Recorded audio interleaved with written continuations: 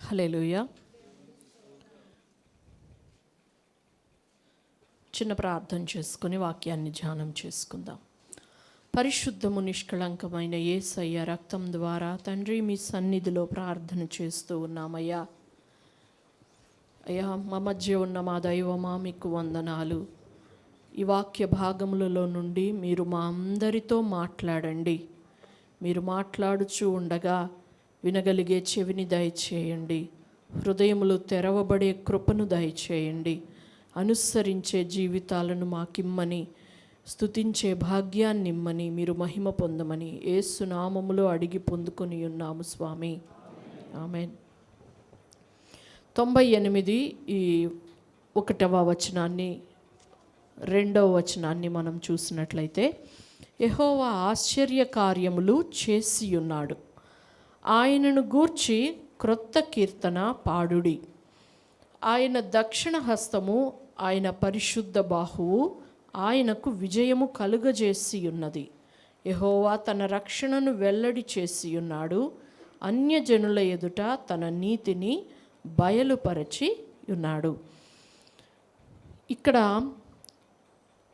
ఎప్పుడైనా సరే బైబిల్లో మనకి ప్రతి చోట కూడాను యేసయ్య సాక్షాత్కరిస్తానే ఉంటాడు. ఆదాము దగ్గర నుండి సృష్టి ఆరంభకాలం నుండి మొదలు పెడితే చివరి వరకు కూడాను ఏదో ఒక విధంగా ఒక వెలుగుగానో, రక్షణగానో, బాహువుగానో, గొర్రెపిల్లగానో, విమోచకునిగానో, రకరకాలుగా ఆయా సందర్భాలలో యెహోవా దూతగానో ఏదో ఒక విధంగా దేవుని యేసు క్రీస్తు ప్రత్యక్షత అనేది మనకి బైబిల్లో కనపడతానే ఉంటుంది. హల్లెలూయా, హల్లెలూయా. ఈ 98లో కూడాను యెహోవా ఆశ్చర్య కార్యములు చేసి ఉన్నాడు, ఆయనను గూర్చి క్రొత్త కీర్తన పాడుడి. ఇది రాయబడినప్పుడు ఇంకా యేసుక్రీస్తు నరరూపిగా భూమి మీదకు వచ్చి ఉండలేదు. కానీ ఎఫెసీలకు రాసిన పత్రిక 1వ అధ్యాయం ప్రకారం మనం ఒక మాట చెప్పొచ్చు.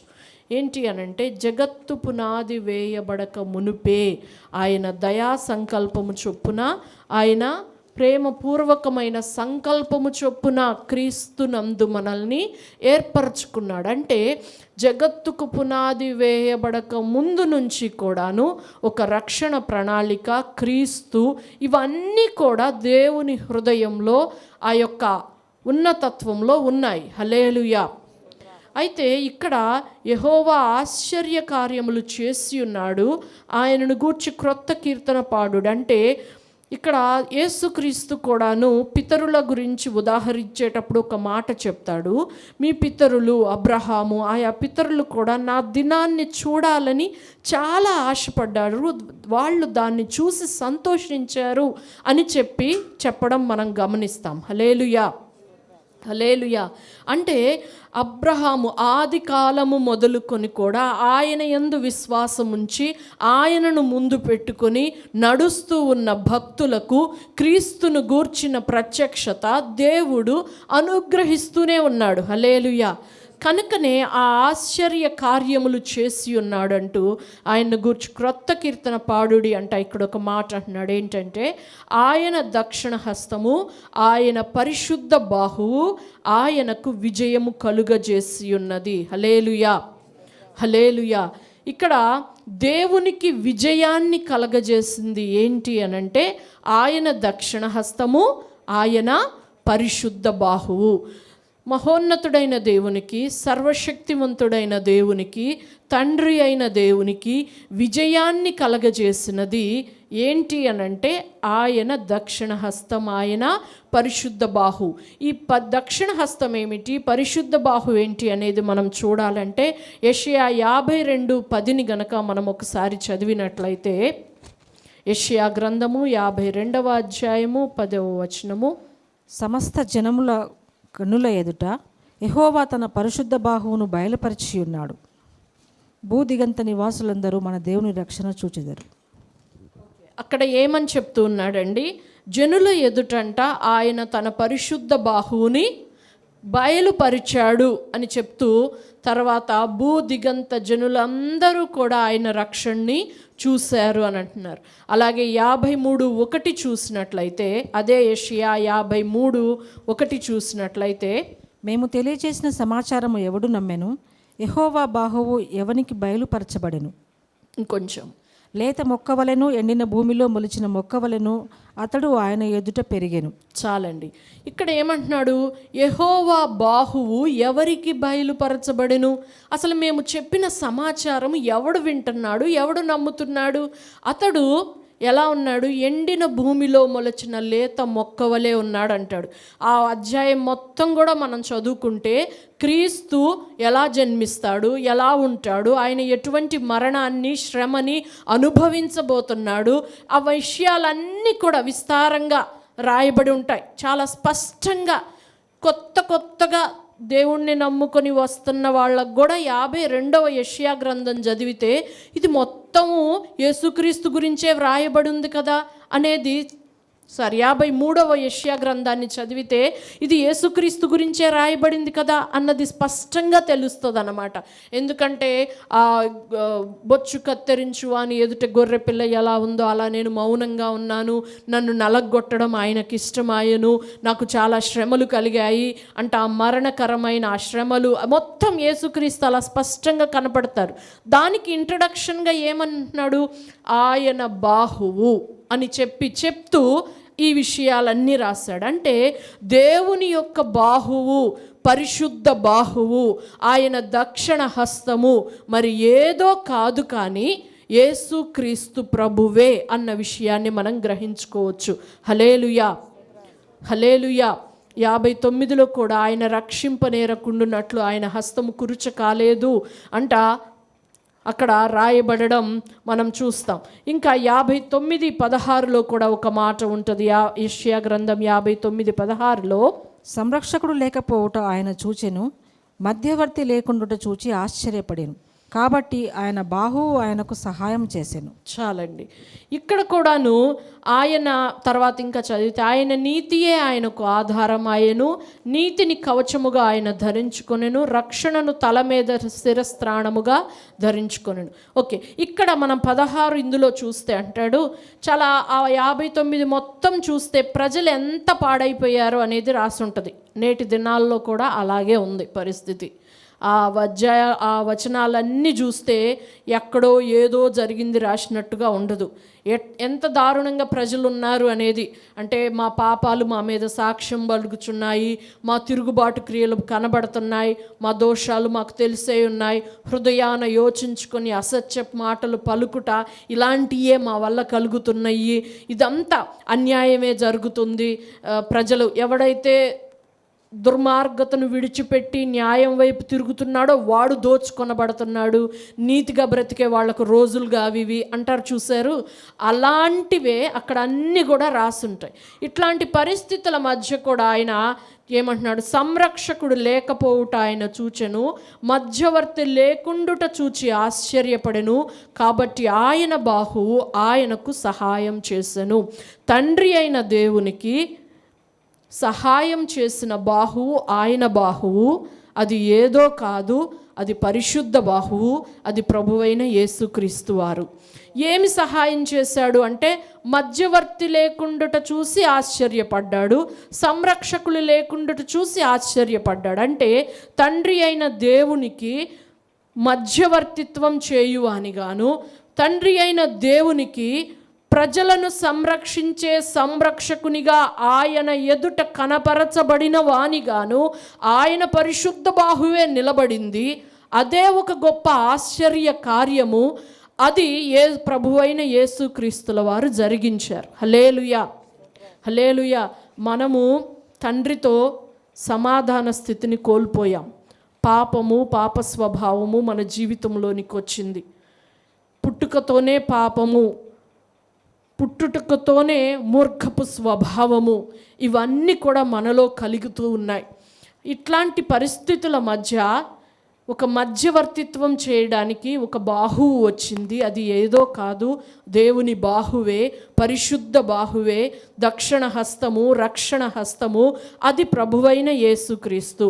అదే తండ్రిని మనల్ని సమాధానపరిచి మధ్యవర్తిత్వం చేసింది. మధ్యవర్తిత్వం అంటే ఏంటి? ఇద్దరి మధ్య మిస్అండర్స్టాండింగ్ అయ్యి గొడవలు అయితే మధ్యవర్తి వచ్చి ఆయనకు సదిరి చెప్పి ఈయనకు సదిరి చెప్పి ఇద్దరిని కూడా సమాధానపరిచి మళ్ళా ఇదివరకు ఇట్లాగా కలిసిపోయి ఉండేటట్టు చేసే వాళ్ళను మధ్యవర్తి అంటారు. అంతే కదండి, అంతే కదా. అలాంటి తండ్రికి మనుష్యులకి చెడిపోయిన ఆ బంధాన్ని కలిపిన మధ్యవర్తిత్వపు పని చేసింది ఎవరో కాదు, ఆయన పరిశుద్ధ బాహువే, అది ప్రభువైన యేసుక్రీస్తు వారు. హల్లెలూయా, హల్లెలూయా. కాబట్టి క్రీస్తును దాటి ఇంకొక రకంగా తండ్రి యొద్దకు వెళ్ళే మార్గం అనేది లేదు. అందుకనే స్పష్టంగా యేసయ్య నేనే మార్గము, తండ్రి యొద్దకు వెళ్ళడానికి నేను తప్ప మరింకో మార్గము లేదు అని చెప్పి ఖచ్చితంగా చెప్పారు. హల్లెలూయా. కాబట్టి యేసయ్యను తండ్రిని సమాధానపరచబడడానికి వచ్చిన దక్షిణ బాహువు, విజయము కలగజేసిన బాహువు యేసయ్య మాత్రమే. హల్లెలూయా. ఇక్కడ అంటున్నారు ఆయన దక్షిణ హస్తము, ఆయన పరిశుద్ధ బాహువు ఆయనకు విజయము కలుగజేసి ఉన్నది. సహజంగా విజయము అనంటే మనము శత్రువుని చితగ్గొట్టేసేసి విజయాన్ని ఎగరవేయడమే, విజయ బావుట ఎగరవేయడం జయంగా మనము చెప్పుకుంటాం. అయితే ఇక్కడ ఇది చదువుతూ ఉన్నప్పుడు నాకు ఒక విషయం తర్వాత చెప్తాను. అది యెహోవా తన రక్షణ వెల్లడి చేసి ఉన్నాడు, అన్యజనుల ఎదుట తన నీతిని బయలుపరిచి ఉన్నాడు అని అంటున్నారు. ఇక్కడ కూడా అండి యేసుక్రీస్తు గురించి మనకు తెలిసిన విషయం ఏంటి, మనం అర్థం చేసుకోవాల్సింది ఏంటి అంటే తండ్రి యొక్క దక్షిణ హస్తము, తండ్రి యొక్క పరిశుద్ధ బాహువు, అదంతా కూడా ప్రభువైన యేసుక్రీస్తే.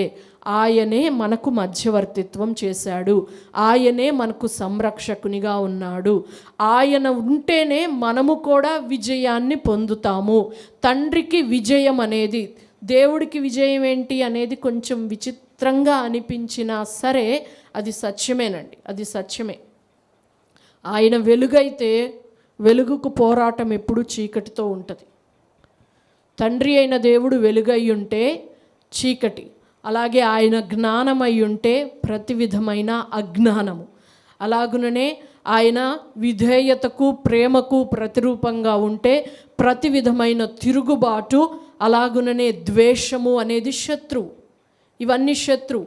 వాటన్నిటినీ కలిపిన ఒక రూపమే అపవాది, సాతాను, లూసిఫర్ కదా. కాబట్టి వాటి మీద జయాన్ని యేసయ్య కలుగజేశాడు ఆయన శిలువ మరణం ద్వారా. హల్లెలూయా, హల్లెలూయా. మనము కూడా ఆ విధమైన చీకటి మీద, ద్వేషం మీద, తిరుగుబాటు మీద, అజ్ఞానం మీద, అహంకారం మీద, ప్రతి విధమైన చెడుతనం మీద జయం కలగాలి అని అంటే క్రీస్తు ద్వారా తప్ప, ఆయన్ను ఆశ్రయించడం ద్వారా తప్ప, ఆయనను మార్గంలో నడవడం ద్వారా తప్ప, ఆయనను ధరించుకోవడం ద్వారా తప్ప మరి ఇంకొక రకంగా మనము జయము పొందలేము అన్న విషయాన్ని ఖచ్చితంగా మనం అర్థం చేసుకోవాలి. హల్లెలూయా, హల్లెలూయా. అయితే ఇక్కడ యెహోవా తన రక్షణ వెల్లడిపరిచాడు. సమస్త ప్రజల ఎదుట రక్షణగా నిలబడింది యేసుక్రీస్తు. నేను ఇంతకుముందు కూడా 1-2 మార్లు మీతో చెప్పాను. దేవుడే రాజులు లేకుండా ఇశ్రాయేలీల్ని 400 సంవత్సరాల పాటు పరిపాలన చేశాడు. ఎట్లా పరిపాలన చేశాడు?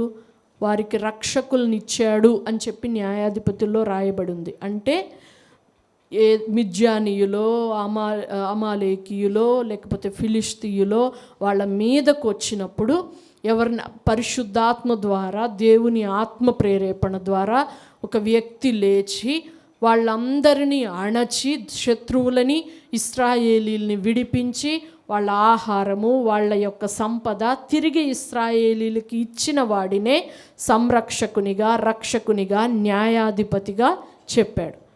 అది ముంగుర్తుగా రాయబడిందండి బైబిల్లో. ఒక విధానాన్ని అలవాటు చేయడానికి ఒక ఛాయారూపకంగా అది జరిగింది. ఇక్కటి దినాల్లో అయితే, నేటి దినాల్లో అయితే మన స్వాస్థ్యమైన నిత్య జీవాన్ని, దేవునితో సహవాసాన్ని, మహిమైశ్వర్యాన్ని, క్రీస్తులో ఉన్న మహిమైశ్వర్యాన్ని, ప్రతి విధమైన జయ జీవితాన్ని పాడు చేసే, కొల్లగొట్టే దుష్టుని నుండి, అపవాది నుండి, సాతాను నుండి మనకు రక్షణ కలగజేయడం కోసం, అది ఈ భూమి మీద జీవించే జీవితంలోనూ, పరలోకంలో జీవించే శాశ్వత జీవితంలోనూ అది కలగజేయడానికి ఒక సంరక్షకునిగా, రక్షకునిగా అనుగ్రహించబడిన వాడే యేసుక్రీస్తు. హల్లెలూయా, హల్లెలూయా. ఆ రక్షకునిగా, ఆ ఫైనల్ రక్షకునిగా, శాశ్వత కాలము ఉండు రక్షకునిగా, ఇక అవసరము లేకుండా తాను బయలుపరచబడినది మొదలుకొని శాశ్వత కాలము ఉండే ఒక మెల్కిసెదకు క్రమము చొప్పున నిరంతర యాజకత్వం అన్నట్లుగా బయలుపరచబడిన రక్షకునిగా యేసయ్య ఉన్నారు. హల్లెలూయా, హల్లెలూయా. అది చూడడం కోసమే పట్టుబట్టి ప్రార్థన చేసి ఆ వరాన్ని పొంది ఒక ముసలాయన మనకు కనబడతాడు, సుమియోను. లూకాసు వార్త 2వ అధ్యాయం 29 నుంచి 32 వరకు చూస్తే, యెరూషలేము దేవాలయంలో అతడు యేసుక్రీస్తుని చిన్న 8 రోజుల బాలకుడిగా ఉన్నప్పుడు చేతుల్లోనికి ఎత్తుకొని అంటాడు, నాథా, ఇప్పుడు నీ మాట చొప్పున నీ దాసుణ్ణైన నన్ను నెమ్మదిగా పోనిస్తా ఉన్నావు. నీవు ఇశ్రాయేలీయులకు కలగజేసిన మహిమను, అన్యజనులకు ఇచ్చిన వెలుగును, సమస్త ప్రజలకు, అటు ఇశ్రాయేలీయులకు ఇటు అన్యజనులకు అందరికీ కూడా ఒక రక్షణగా ఇచ్చిన ఈ రక్షణను నేను కన్నులారా చూశాను అని క్రీస్తు ప్రభుల వారిని చేతుల్లో పట్టుకొని అంటాడు. అంటే సమస్త జనులకు ఒక విజయము కలగజేసే దేవుని బాహువుగా, దేవుడే వెల్లడిపరచిన రక్షణగా యేసుక్రీస్తును సుమియోను దర్శించాడు. హల్లెలూయా, హల్లెలూయా. ఆయనే రక్షకుడండి. ఆయన తర్వాత ఇంకా ఇవ్వబడిన వాళ్ళు ఎవ్వరూ లేరు. మొట్టమొదట ఇశ్రాయేలీయులకు ఆ రక్షకుల్ని ఇవ్వడం ప్రారంభించాడు దేవుడు. ఫస్ట్ యెహోషువానే వాళ్లకు మొట్టమొదటి న్యాయాధిపతిగా, రక్షకుడిగా మొదలయ్యాడు. ఎప్పుడు వాళ్ళు స్వాస్థ్యాలు పంచుకొని ప్రారంభించినప్పుడు కానానులో వాసం. అక్కడి నుంచి మొదలు పెడితే సమూయేలు ద్వారా కూడా రక్షకులుగా వాళ్ళని ఇస్తా వచ్చాడు. కానీ యేసుక్రీస్తు తర్వాత మరి ఇంకొకళ్ళ అవసరం లేదు. ఎందుకంటే ఆయన తాను బయలుపడిన దినం మొదలుకొని శాశ్వత కాలం వరకు ఆయనే రక్షకుడు, ఆయనే సంరక్షకుడు, ఆయనే మన యొక్క మధ్యవర్తిత్వం చేయువాడనమాట. కాబట్టి ఈ విషయాన్ని సుమియోను గుర్తుపట్టి ఆ విషయాన్ని ఒప్పుకోవడం మనం చూస్తాం. కాబట్టి క్రీస్తు లేకుండా మనకు రక్షణ అనేది లేదు. మీరు అనుకోవచ్చు, యేసుక్రీస్తుని నమ్మే విశ్వసించే మేము సంఘంలోనికి వచ్చాం, మారు మనసు పొందాము, ఇంకా ఏముంది అనుకోవచ్చు. కానీ విశ్వసించడం అనేది, నమ్మడం అనేది కూడాను చాలా లోతుల్లో ఉంటుందండి. కొంతమందికి దేవుణ్ణి నమ్ముకున్నామంటే విగ్రహాలను వదిలేసి, విగ్రహాలకు మొక్కడం మానేసి, విగ్రహాలకు అర్పించినవి తినడం మానేసి, యేసుక్రీస్తుని తలుచుకుంటా హృదయంలో గుర్తు చేసుకుంటా ఉండడమే రక్షణ అనుకుంటారు. కానీ రక్షణ అనేది చాలా అంచెలంచెలుగా కొనసాగే ఒక లోతైన ప్రక్రియ అన్న విషయాన్ని కూడా మనము జ్ఞాపకం పెట్టుకోవాలి. హల్లెలూయా, హల్లెలూయా. ఎందుకంటే మార్కు 16:16 అంటాడు, నమ్మి బాప్తిస్మం పొందినవాడు రక్షించబడును, నమ్మని వానికి శిక్ష విధించబడును అని చెప్పి దేవుడు చెప్తా ఉన్నాడు. అంటే ఒక నమ్మి యేసుక్రీస్తుని నేను నమ్మానండి, ఆయన నా కోసమే భూమి మీదకి వచ్చాడు, తండ్రిని నన్ను సమాధానపరిచేవాడు ఆయనే అని నమ్మాను, నేను బాప్తిసం తీసుకుంటున్నాను అని అంటే గనక రక్షణ ప్రారంభం అవుతుంది. కానీ అదొక్కటే కాదు, చాలామందికి రక్షణ అంటే సరైన అవగాహన కలగడం లేదు. కానీ మనం చూస్తే బైబిల్లో చాలా విషయాలు మనకి ఉంటాయి. కొన్ని విషయాలు రోమా 10:9 నుంచి 13 వరకు మనం 9వ వచనం 13వ వచనం 2 చూస్తే, రోమా 10:9-13 మేము ప్రకటించే వాక్యం విశ్వాస వాక్యం అదే. అది మీ నోటన ఉంది, మీ చేతిలో ఉంది, మీ హృదయంలో ఉంది అంటూ ఒక మాట చెప్తాడు. ఏంటి అంటే, అదేమనగా యేసు ప్రభువుని నీ నోటితో ఒప్పుకొని దేవుడు మృతుల్లో నుండి ఆయన్ను లేపనని నీ హృదయమందు విశ్వసించిన ఎడల నీవు రక్షింపబడదువు. చాలండి. ఆయన ప్రభువు అని నోటితో ఒప్పుకోవాలి. ప్రజలందరి ఎదుట బాప్తిసం తీసుకునే సమయంలో కాసేపు ఆయన ప్రభువు అని ఒప్పుకుంటే రక్షకుడైపోడు. నీ జీవితంలో ప్రతి అడుగడుగున, ప్రతి దినదినాన, ఎందుకంటే నీ ప్రవర్తన అంతటి యందు ఆయన అధికారమునకు ఒప్పుకొనుము అని దేవుని వాక్యం సెలవిస్తూ ఉంది. ప్రవర్తన అంటే ఒక్క బాప్తిసం తీసుకునే కార్యక్రమమేనా? కాదు కదండి. మన మాట దగ్గర నుంచి, మన చూపు దగ్గర నుంచి, మన డెసిషన్స్ దగ్గర నుంచి ప్రతిదీ కూడా మన ప్రవర్తనే కదా, మన నిర్ణయాలు. అంటే మనం నోటితో ఆయన్ని ప్రభువు అని ఒప్పుకోవడం అంటే అర్థం ఏంటంటే, నా ప్రవర్తన అంతటి యందు ఆయనే నాకు ప్రభువు అని ఒప్పుకోవడం. అలాగుననే ఆయన మృతుల్లో నుంచి దేవుడు ఆయన్ను లేపాడని హృదయంలో విశ్వసించడం. అంటే హృదయంలో ఈ విశ్వాసం ఎప్పుడూ ఉండాలి. తండ్రి అయిన దేవుడు, మా రక్షకుడైన, మా మధ్యవర్తి అయిన, మా ప్రభు అయిన యేసుక్రీస్తుని మృతుల్లో నుండి లేపాడు అని విశ్వసిస్తే ఎప్పుడైనా సరే చచ్చిపోయిన తర్వాత జీవితం గురించే హృదయంలో ఆలోచన ఉంటుంది. హల్లెలూయా. మృతుల పునరుత్థానము అనేది ఎప్పుడు హృదయంలో నడుస్తూనే ఉంటుంది. ఇక చచ్చిపోయిన తర్వాత ఏముంది, అయిపోయింది అని మనిషి ఆలోచన, ఊహ, ఆశ, నిర్ణయము, పెట్టుబడులు అన్నీ కూడాను చచ్చిపోయేంత వరకే ఆగిపోవు. నిజంగా దేవుడు ఆయన్ని మృతుల్లో నుంచి లేపాడని మనం విశ్వసిస్తున్నామంటే అర్థం ఏంటంటే, ఆయనను లేపిన తండ్రి నన్ను కూడా లేపుతాడని, మరి నిశ్చయముగా ఆయనతో పాటు పరలోకంలో కూర్చుండబెడతాడని విశ్వసించడమే హృదయంలో ఉండాలి. హల్లెలూయా. నీ హృదయంలో ఎప్పుడు ఆలోచన వచ్చినా, ఎప్పుడు తలంపు వచ్చినా, చచ్చిపోయిన తర్వాత నా పరిస్థితి ఏంటి దేవుడి ఎదుట అన్నది ఏనాడు లేకుండా, ఏ ఆలోచనకు లేకుండా కొనసాగుతా కాసేపు ఏదో ప్రార్థన చేయడం, మందిరానికి రావడం అనేది హృదయంలో ఆ మాట విశ్వసించడం కాదు. ఏం విశ్వసించమన్నాడు హృదయంలో? తండ్రి అయిన దేవుడు మృతుల్లో నుండి ఆయనను లేపాడని హృదయంలో విశ్వసించాలి. అందుకనే మనం హెబ్రీ 6లో కూడా చూస్తే మృతుల పునరుత్థానము అనే పునాది మరలా వేయక అని అంటాడు.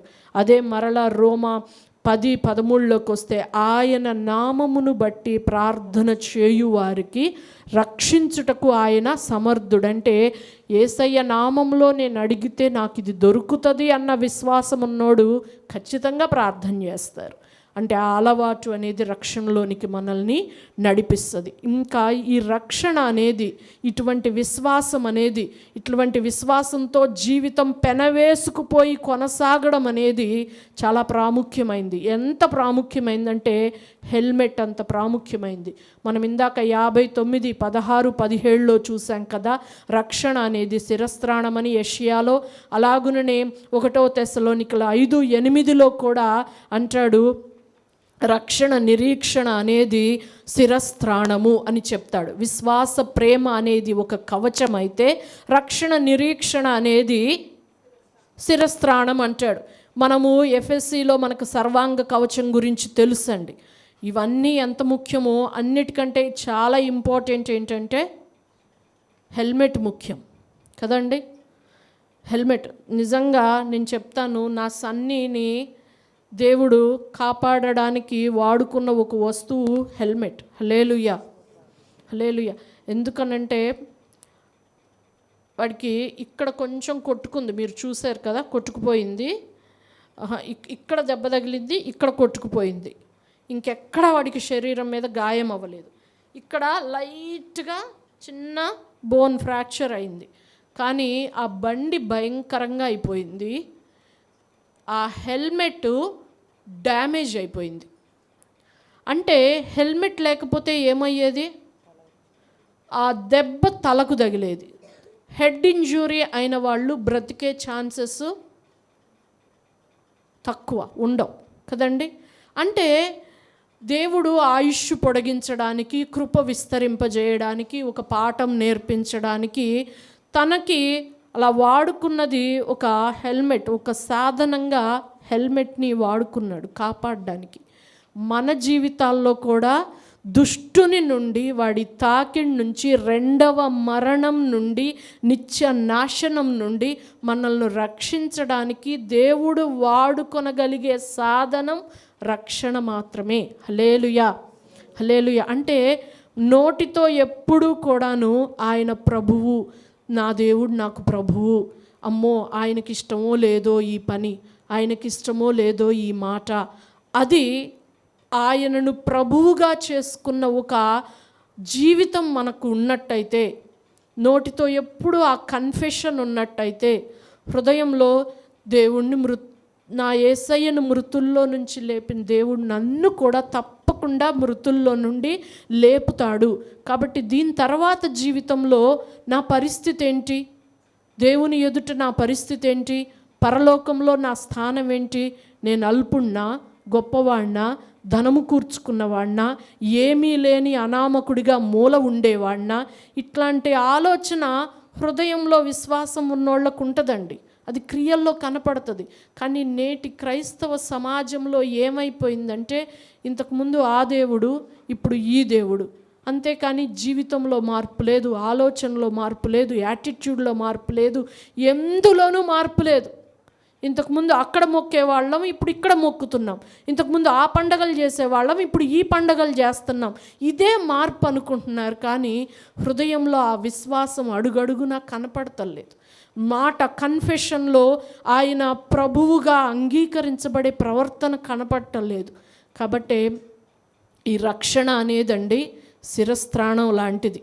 ఎట్లాగొక హెల్మెట్ నా కొడుకును కాపాడిందో, ఆ హెల్మెట్ అనేది దేవుడు కాపాడాడు. ఆయన వాడుకున్న ఒక సాధనంలాగా హెల్మెట్ ఉందండి. ఆ హెల్మెటే లేకపోతే భయంకరమైన హెడ్ ఇంజురీ అయిపోయి ఉండేది. ఆ హెల్మెట్ పనికి రాకుండా అయిపోయింది. చాలా మంచి హెల్మెట్టే పాస్టర్ గారు వాళ్ళు కొంటారు, మీకు తెలుసు కదా, నాసిరకమై వాడరు, మంచియే వాడతారు. అది హెల్మెట్ కంప్లీట్ డ్యామేజ్ అయిపోయిందంటే ఎలాంటి పరిస్థితి? మనకు రక్షణ అలాంటిది. దీన్ని మనం కాపాడుకోవాలి. ఆయన అనాది కాలం నుండి ప్రణాళిక వేసి ఏర్పాటు చేసిన మార్గంలో నడిస్తేనే కాపాడుకోగలుగుతామండి. చాలామంది అనుకుంటారు ఏదో విశ్వసించాము అట్లా నడుస్తున్నాం కదా, బాప్తిస్మం తీసుకోవాల్సిన అవసరం ఏంటి అనుకుంటారు. నేను ఒక మాట చెప్తాను. మనము ఎంసెట్ ఎగ్జామ్ రాయడానికి వెళ్ళామనుకోండి, అక్కడ ఓఎంఆర్ షీట్లు పెట్టాడు, మనకు క్వశ్చన్ పేపర్ కూడా ఇచ్చాడు, అన్నీ ఆబ్జెక్టివే. ఈ ఓఎంఆర్ షీట్లో ఇట్లా దిద్దడం నాకు ఇష్టం లేదు, నేను చక్కగా ఆన్సర్లన్నీ రాసేస్తానని చెప్పి ఆన్సర్లన్నీ రాసి ఆ షీట్ కూడా యాడ్ చేసి కట్టిస్తే ఊరుకుంటాడా? అసలు వ్యాలిడ్ చేస్తాడా? నువ్వు 100% కరెక్ట్గా రాసి ఉండొచ్చు, వాడో పద్ధతి పెట్టాడు, ఆ పద్ధతి నువ్వు ఫాలో అవ్వాలి, లేకపోతే నీకు వ్యాలిడే ఉండదు కదండి. అవునా కదా? అలాగే సర్వోన్నతుడైన దేవుడే ఒక ప్రణాళిక ఏర్పాటు చేశాడు, ఒక మార్గం, ఒక విధానం చెప్పాడు. ఆ మార్గం తప్పేసి నీ ఇష్టమైన మార్గంలో నీ భక్తి కొనసాగించుకుంటానంటే దేవుడు ఇష్టపడడు. కాబట్టి దినాన మనం నేర్చుకుందాం, హృదయంలో దీన్ని స్థిరంగా నాటనిద్దాం.